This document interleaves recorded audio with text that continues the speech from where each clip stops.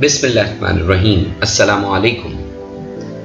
Khatri brothers के channel से आपका मेज़बान मोहम्मद आसिफ अब्दुल रज़्ज़ाक खत्री हाजिर खिदमत एक नई वीडियो के साथ। आज फर्स्ट ईयर कॉमर्स अकाउंटिंग की फाइनेंशियल स्टेटमेंट पर बात होगी। फाइनेंशियल स्टेटमेंट का लफ्ज़ी मतलब होता है मालियाती गोशवारे, मालियाती स्टेटमेंट्स। और अगर मैं फर्स्ट ईयर कॉमर्स के सिलेबस की बात करूं तो वहाँ सोल ऑनरशिप यकशख्सी कारोबार की फाइनेंशियल स्टेटमेंट की बात होती है। सोल ऑनरशिप या सोल प्रोप्राइटरशिप के तहत जो फाइनेंशियल स्टेटमेंट बनते हैं उनमें दो स्टेटमेंट शामिल होते हैं, एक इनकम स्टेटमेंट और एक बैलेंस शीट। आपको पता होना चाहिए कि इनकम स्टेटमेंट में दरअसल हम एक कारोबार की नेट इनकम को निकालने के लिए वर्किंग करते हैं। इनकम स्टेटमेंट का पहला हिस्सा होता है जिसमें हम रेवेन्यू यानी सेल्स लेते हैं, सेल्स में से less sales return and sales discount को करते हैं तो नेट सेल्स हासिल होता है।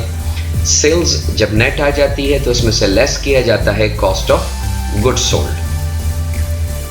कॉस्ट ऑफ गुड्स सोल्ड का मतलब है जो माल बिक गया वो हमें कारोबार में कितने का पड़ा था। इसमें हम सबसे पहले लेते हैं मर्चेंडाइज इन्वेंट्री ओपनिंग, जिसे स्टॉक ओपनिंग के नाम से या स्टॉक बिगिनिंग के नाम से भी पुकारा जा सकता है। इसमें ऐड करते हैं हम नेट परचेजेस तो आ जाता है merchandise available for sale. Less करेंगे मर्चेंडाइज इन्वेंट्री एंडिंग तो आ जाएगा कॉस्ट ऑफ गुड्स सोल्ड, जिसमें जो नेट परचेजेस है उसकी अलग कैलकुलेशन है।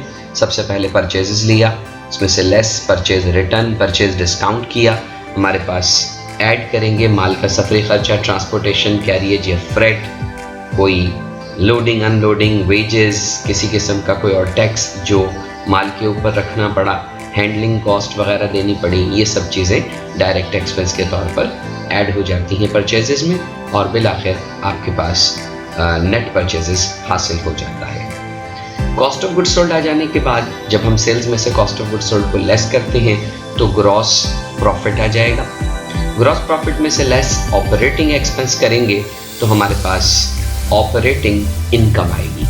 उसमें से ऐड किया जाएगा अदर इनकम, लाइक एक कारोबार रेंट से कमा रहा है, कमीशन से कमा रहा है, इंटरेस्ट से कमा रहा है तो ये इसकी अदर इनकम हो जाएंगी।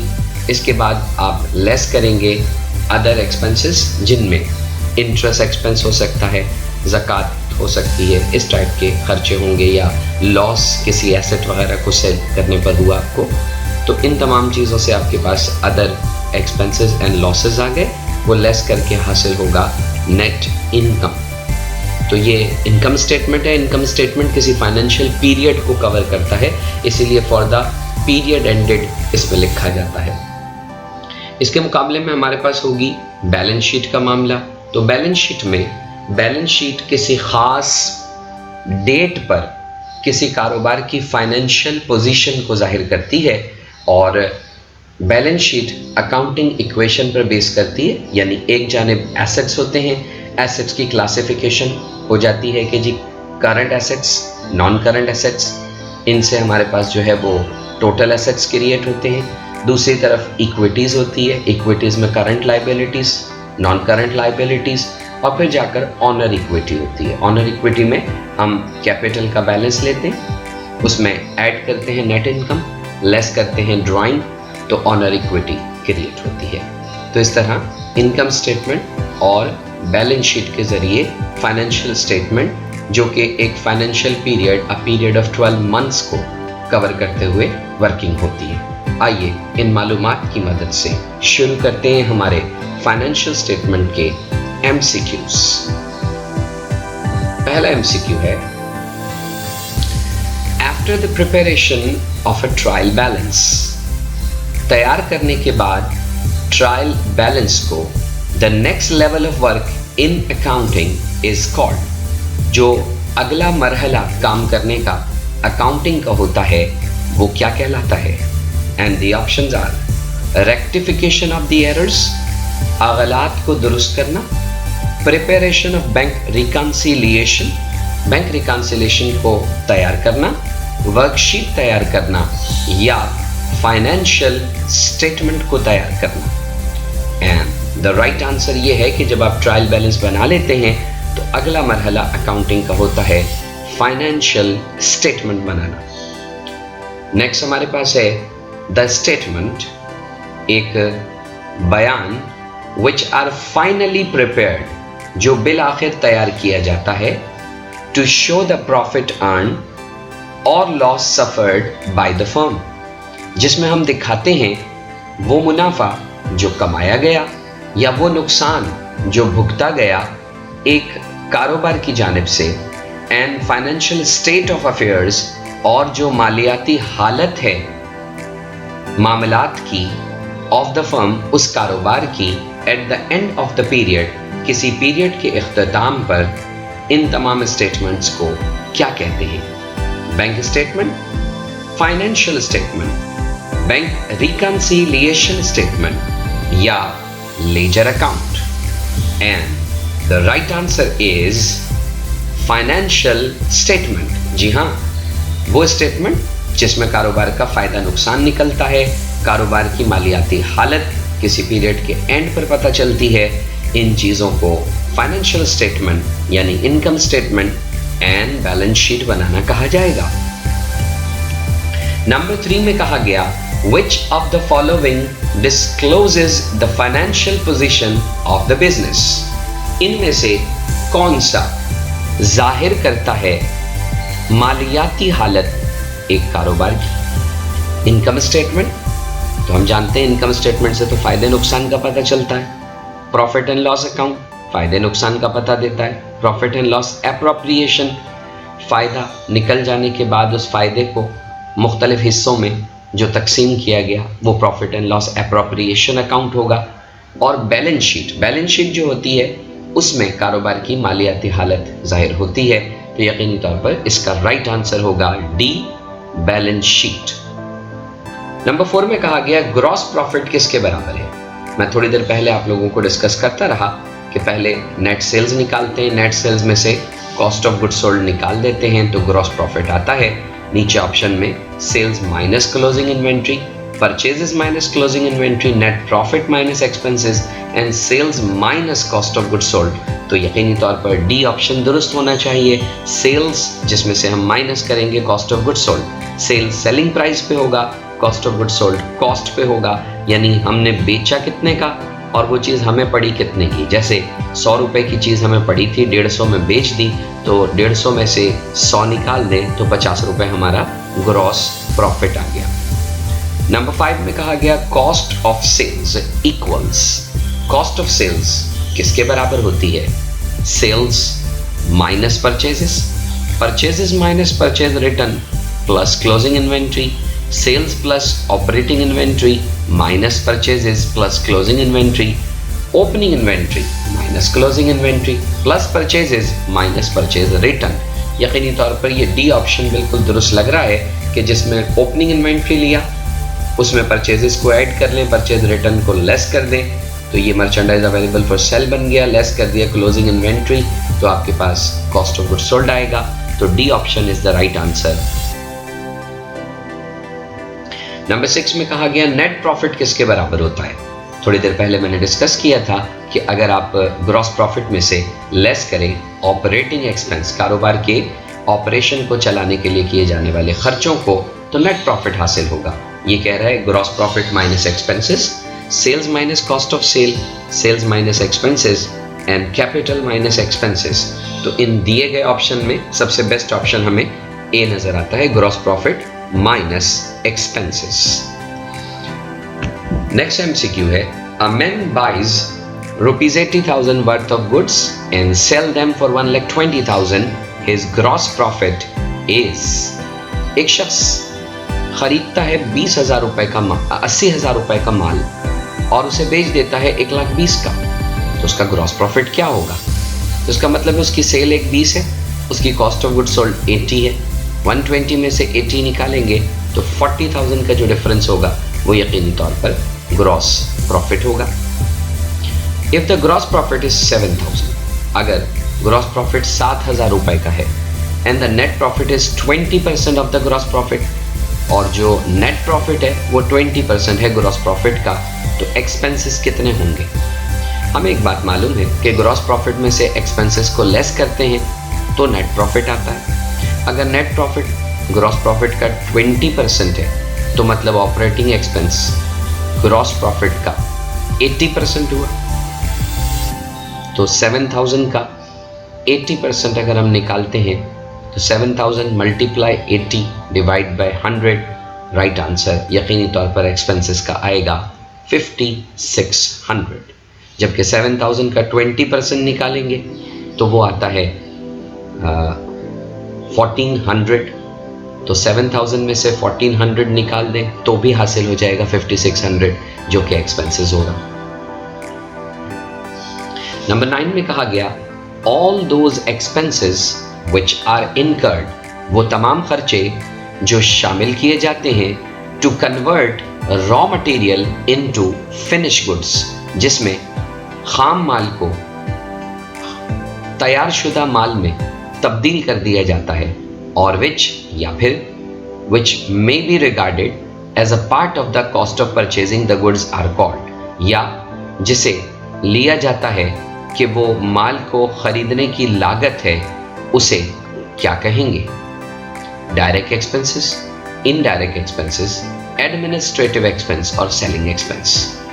तो यकीनी तौर पर वो तमाम खर्चा जो रॉ मटेरियल को फिनिश गुड्स में तब्दील करने के लिए या जिसे हम माल की खरीद का हिस्सा मानेंगे, वो होगा हमारा डायरेक्ट एक्सपेंसेस। जैसे थोड़ी देर पहले मैंने डिस्कस किया था कि माल की हैंडलिंग करना, माल के सफरी खर्चे पे करना, इन तमाम चीज़ों को हम डायरेक्ट एक्सपेंसेस कहा करते हैं। जबकि उसके मुकाबले में एडमिनिस्ट्रेटिव एक्सपेंस और सेलिंग एक्सपेंस, ये दोनों चीज़ें मिलकर कारोबार का ऑपरेटिंग एक्सपेंस बनाते हैं।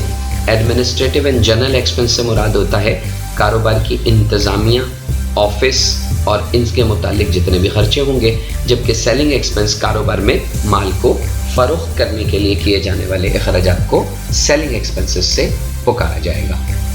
नंबर 10 में कहा गया the nominal accounts are transferred to the, मैं पहले भी अपनी पुरानी वीडियोज़ में मुख्तलिफ अकाउंट्स के मुतालिक आपको इन्फॉर्मेशन देता रहा हूँ। मैं एक मरतबा फिर रिपीट करता हूँ।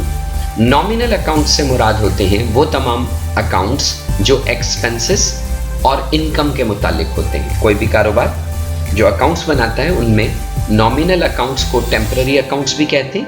ये एक फाइनेंशियल पीरियड के लिए बनाए जाते हैं और ये एक्सपेंसेस और इनकम के अकाउंट होते हैं जो बिलाखिर क्लोज हो जाते हैं।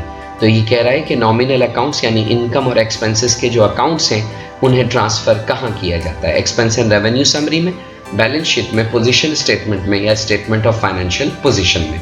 तो जैसे मैंने कहा कि एक्सपेंस और इनकम के अकाउंट्स जो हैं वो क्लोज कर दिए जाते हैं और क्लोज करने के लिए इस्तेमाल होता है एक्सपेंस एंड रेवेन्यू समरी, या जिसे इनकम समरी का नाम भी दिया जाता है।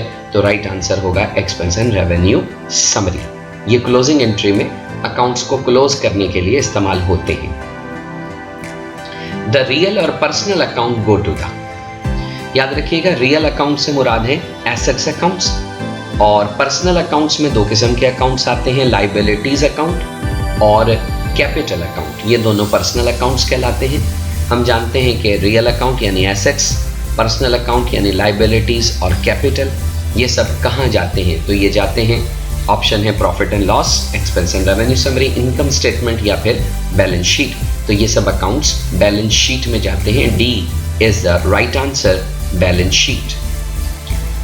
The dues imposed on ships and their cargoes when they are unloaded on the port are called, वो तमाम वाजिबुल अदा इखराजात जो लगाए जाते हैं माल को भेजने और उन्हें सफ़र करवाने के लिए, जब उन्हें माल को उतारा जाएगा उसी सिलसिले कार में, तो इन चार्जेस को किस नाम से पुकारेंगे? Excise duty, octroi duty, dock charges या क्लियरिंग चार्जेस। तो यकीनी तौर पर माल को भेजने और सफ़र करवाने से मुतालिक और माल को उतारते वक्त इस टाइप के जो अखराजात होंगे ये सब बंदरगाह पे होते हैं, और बंदरगाह के ये अखराजात डॉक चार्जेस कहलाते हैं, यानी बंदरगाह के चार्जेस। डॉक चार्जेस क्या होते हैं? इनडायरेक्ट एक्सपेंस है, डायरेक्ट है, डायरेक्ट इनकम है या इनडायरेक्ट? तो हम जानते हैं कि डॉक चार्जेस सारे के सारे माल की कीमत में शामिल हो जाते हैं, इसलिए ये डायरेक्ट एक्सपेंसेस है। तो वो तमाम खर्चे जो माल की कीमत में शामिल हो जाएंगे, ऐड हो जाएंगे, वो सब डायरेक्ट एक्सपेंसेस होंगे। नंबर 14 में कहा गया द एक्सेस ज्यादा होना, the excess of the sale का ज्यादा होना over the cost of goods sold, cost of goods sold के मुकाबले में। कॉस्ट ऑफ गुड्स सोल्ड का मतलब है जो माल बिका है वो खरीद की कीमत के हिसाब से हमें कितने का पड़ा। तो कह रहा है कि सेल का ज्यादा होना कॉस्ट ऑफ गुड्स सोल्ड की कीमत के मुकाबले में क्या कहलाता है? तो सेल का ज्यादा होना कॉस्ट के मुकाबले में ग्रॉस प्रॉफिट कहलाता है। B option is the right answer, gross profit. कहा गया the excess of gross profit, gross profit का ज्यादा होना over total operating expense, operating expense के मुकाबले में क्या कहलाएगा? And the option are cost of goods sold, gross profit, net profit and non operating income. And the right answer is net profit. Profit, gross profit का ज्यादा होना operating expense के मुकाबले में नेट प्रॉफिट कहलाता है। नंबर 16 में कहा गया the total operating expenses is equal to, total operating expense किसके बराबर होता है? Gross profit plus selling expense, selling expense plus general expense, selling expense minus general expense, gross profit minus general expense. तो हमें पता होना चाहिए कि जो हमारे ऑपरेटिंग एक्सपेंस है वो सेलिंग एक्सपेंसेस पर और एडमिनिस्ट्रेटिव एंड जनरल एक्सपेंस पर मुश्तमिल होता है। तो जो दिए गए ऑप्शन है उनमें सबसे बेस्ट ऑप्शन बी नज़र आता है, selling expenses plus general expenses. बाकी मैं तस्दीक करता चलूँ कि इनमें selling expense plus administrative and general expense भी ऑप्शन में हो सकता है। नंबर 17 आपके पास है, कहा गया the statement of assets, liabilities and on equity capital on a particular date is called. एक स्टेटमेंट जिसमें असासे, कर्जाजात और मालिकाना जिम्मेदारी यानी सरमाया एक खास मखसूस तारीख पर जब पेश किया जाता है तो उसे क्या कहते हैं? And the option are balance sheet, income statement, bank statement and cash statement. यकीनी तौर पर एसेट्स, लायबिलिटीज और ऑनर इक्विटी को किसी खास डेट पर जब प्रेजेंट किया जाता है तो उसे कहते हैं बैलेंस शीट। तो a balance sheet is the right answer. Number 18 our dues to others और anything against which we are to pay money और render service is known as. हमारे वो रकूमात जो हमें अदा करनी होती हैं या अपनी खिदमात देनी होती हैं जिसके अगेंस्ट में, उसे क्या कहते हैं? ऑनर इक्विटी, एसेट्स, लायबिलिटीज या expenses. And the right answer is liability, हमारी जिम्मेदारी, रिस्पॉन्सिबिलिटी के जिसके अगेंस्ट में हमें रकम को अदा करना होता है या अपनी खिदमत फराहम करके देनी होती है। Number 19 balance sheet reveals, balance sheet जाहिर करता है फाइनेंशियल पोजीशन एक कंसर्न, एक इदारे की एक पर्टिकुलर डेट, एक मखसूस तारीख पर, at a point of time, एक खास अरसे वक्त पर। So it is also called, इसे किस और नाम से पुकारते हैं? यानी बैलेंस शीट का दूसरा नाम क्या है?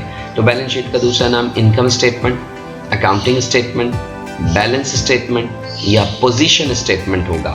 And the right answer is of course position statement. Balance sheet को हम फाइनेंशियल पोजीशन स्टेटमेंट भी कहते हैं, तो ये आपका पोजीशन स्टेटमेंट भी कहलाया जा सकता है। Balance sheet second name is financial position statement या only position statement. Number 20 assets which have some market value are called, assets जिनकी कुछ ना कुछ बाजारी कदर व कीमत भी होती है उन्हें क्या कहते हैं? Real assets, fictitious assets, current assets और लिक्विड एसेट्स। आपको पता होना चाहिए रियल एसेट्स वो होते हैं जो वाकईतन नज़र आते हैं, जिनका फिजिकल वजूद है। फिक्टिशियस एसेट खसारे वाले असासे जो बेसिकली एसेट होते ही नहीं हैं, ये मुख्तलिफ किस्म के कैपिटल एक्सपेंडिचर्स होते हैं जिनका जो है वो बेनिफिट हमने कई साल में ड्राइव करना होता है, इसलिए इनकी बच जाने वाली रकम को हम as an asset balance sheet में रखते हैं। करंट एसेट्स जो विद इन अ ईयर, एक साल के अंदर अंदर इस्तेमाल हो जाते हैं, बिक जाते हैं या कैश में मुंतकिल हो जाते हैं। लिक्विड एसेट्स जिनको हम कहते हैं हाईली कन्वर्टेबल इनटू कैश, ऐसे असासाजात जो बड़ी तेज़ी से कैश में कन्वर्ट हो सकें। तो एसेट्स जिनकी कोई मार्केट वैल्यू होगी वो कहलाएंगे A option real assets. Assets which have long life, assets जिनकी लंबी जिंदगी होती है, एंड विच आर बॉट और जो खरीदे जाते हैं for use for a long period of time are called, और जो खरीदे जाते हैं लंबे अरसे वक्त के लिए उन्हें क्या कहते हैं? Current assets, fix assets, fictitious assets या वेस्टिंग एसेट्स। तो यकीनी तौर पर जिनकी लंबी जिंदगी होती है उन्हें फिक्स एसेट्स या नॉन करंट एसेट्स कहते हैं, जो 1 साल से ज़्यादा अरसे के लिए इस्तेमाल होते हैं। 22 में कहा गया assets which have physical existence and which can be seen, touched and felt are called assets जिनका तबई वजूद होता है और जिन्हें छुआ जा सकता है, महसूस किया जा सकता है, उन्हें क्या कहते हैं? Current assets. इंटेंजिबल एसेट्स, नज़र आने वाले असासे। इंटेंजिबल, ना नज़र आने वाले असासे। टेंजिबल, नज़र आने वाले असासे। फिक्टिशियस एसेट्स, तो यकीनी तौर पर जो एसेट्स का तबई वजूद है, जिन्हें देखा और छुआ जा सकता है, वो नज़र आने वाले असासे होते हैं, यानी सी ऑप्शन सही है। टेंजिबल एसेट्स, नज़र आने वाले असासे। Assets which have no physical existence and which cannot be seen, touched, felt are called. तो वो एसेट्स जिनका कोई तबई वजूद नहीं होता, उन्हें देखा भी नहीं जा सकता, छुआ भी नहीं जा सकता, उन्हें क्या कहते हैं? फिक्स एसेट्स, टेंजिबल, फिक्टिशियस या इंटेंजिबल एसेट्स। तो यकीनी तौर पर जिन्हें देखा और छुआ जा सकता था वो अगर टेंजिबल हैं, तो जिन्हें देखा और छुआ नहीं जा सकता वो इंटेंजिबल, ना दिखाई दिए जाने वाले एसेट्स हैं। आप यकीनन एग्जाम्पल में चाहते होंगे कि आपको पता चले कि उनमें से कौन से टेंजिबल होंगे, कौन से इंटेंजिबल होंगे। तो टेंजिबल एसेट्स की मिसालें हैं land, building, machine, furniture, equipment, इस तरह की चीज़ें। जबकि इंटेंजिबल एसेट्स में होता है कारोबार का नाम, साख, शोहरत यानी goodwill, copyright, patent, franchise, licence fee, software fees. ये वो चीज़ें होती हैं जिनका तबई वजूद नहीं होता, लेकिन फिर भी हम उनको एज एन एसेट लिया करते हैं। तो goodwill, copyright, patent, franchise, trademark, licence fee, software fees, ये सब आपकी इंटेंजिबल एसेट्स कहलाते हैं। Assets which are short-lived and which can be converted into cash quickly to meet short-term liabilities are called.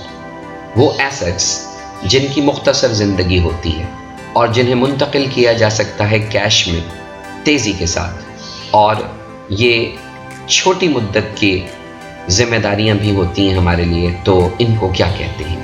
Current assets, fix assets, intangible assets और tangible assets. तो यकीनी तौर पर इन सबको हम करंट एसेट्स कहते हैं, जो with in 12 months period of time के अंदर कैश में कन्वर्ट हो जाते हैं, इस्तेमाल हो जाते हैं, या फिर हम उनको कैश में मुंतकिल कर देते हैं। तो इन तमाम चीज़ों को करंट एसेट्स कहेंगे। Out of the current assets में से there which can be converted into cash very quickly, जिनमें को कैश में बहुत तेज़ी से मुंतकिल किया जा सकता है, और which are already in form of cash are called, या वो तकरीबन कैश ही की हालत में होते हैं, उन्हें क्या कहते हैं? Wasting assets, intangible assets, liquid और क्विक एसेट्स या फिक्टिशियस एसेट्स।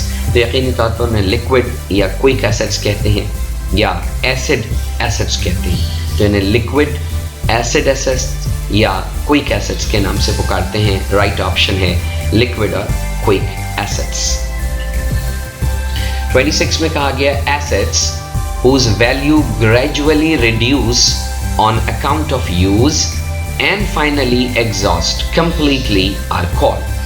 वो असासाजात जो रफ्ता रफ्ता कम हो जाते हैं अपने इस्तेमाल की वजह से और बिल आखिर मुकम्मल तौर पे ख़त्म हो जाते हैं, उन्हें क्या कहते हैं? Liquid assets, wasting assets, fictitious assets या क्विक एसेट्स। तो उन्हें कहते हैं वेस्टिंग एसेट्स, यानी आहिस्ता आहिस्ता ज़ाया हो जाने वाले एसेट्स। और ये दरअसल हमारे नॉन करंट फिजिकल एसेट्स होते हैं, like building, equipment, machine, furniture वगैरह, जो आहिस्ता आहिस्ता इस्तेमाल हो जाते हैं, डेप्रिसिएट हो जाते हैं। डेप्रिसिएट होकर डेप्रिसिएशन एक्सपेंस में कन्वर्ट हो जाते हैं। 27 में कहा गया assets which come into existence upon the happening of a certain event are called, वो एसेट्स जो के वजूद में आते हैं किसी मखसूस वाक़े के होने की वजह से, उन्हें क्या कहते हैं? Fix assets, fictitious assets, floating assets या कंटीजेंट एसेट्स। तो हम फिक्स एसेट्स को जानते हैं। फिक्टिशियस एसेट्स का मतलब होगा कि जो खसारे वाले असासे हैं यानी खर्चों की फॉर्म में होते हैं। फ्लोटिंग एसेट्स तैरते हुए असासे। कंटीजेंट एसेट्स मशरूत एसेट्स, मशरूत शर्त या किसी कंडीशन से जुड़े हुए एसेट्स। इसका मतलब है राइट ऑप्शन डी होगा। कंटीजेंट एसेट्स किसी शर्त से जुड़े हुए यानी जिनका आने का ताल्लुक किसी मुस्तकबिल के ऐसे इवेंट पर है कि वो इवेंट होगा तो ये एसेट्स हमारे पास आएंगे। फॉर एग्जांपल हम कह सकते हैं कि अगर हमारे पास जो है वो एक बहरी जहाज़ वहाँ से यहाँ पहुँच गया तो ये एसेट्स हमारी कस्टडी में आएंगे, तो ये एसेट्स हमारा हिस्सा बनेंगे। ये कंटीजेंट एसेट्स कहलाएंगे।